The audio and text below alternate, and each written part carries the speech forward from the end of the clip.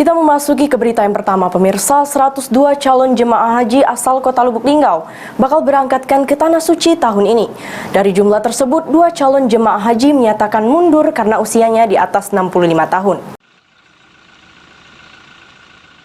Pada tahun ini, ratusan jemaah calon haji asal Kota Lubuk Linggau dipastikan bakal berangkat menunaikan ibadah haji ke Tanah Suci. Secara umum tahun ini kuota haji Kota Lubuk Linggau bertambah. Dari semula hanya 90 jemaah calon haji yang memenuhi kriteria untuk diberangkatkan tahun ini bertambah menjadi 102 orang.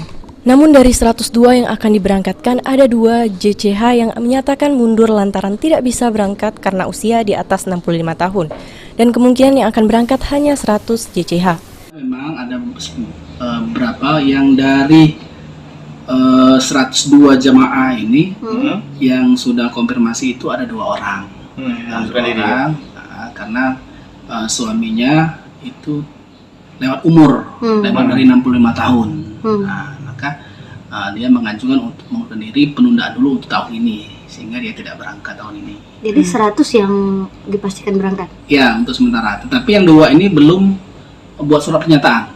Oh, baru konfirmasi secara lisan. Nanti kita minta untuk buat surat pernyataan. Sementara itu, kini tahapan penyelenggaraan haji tahun 2022 terus berjalan dan sudah masuk ke tahap registrasi pelunasan biaya haji, yang mana batas akhir registrasi pelunasan biaya haji hingga 20 Mei 2022 mendatang.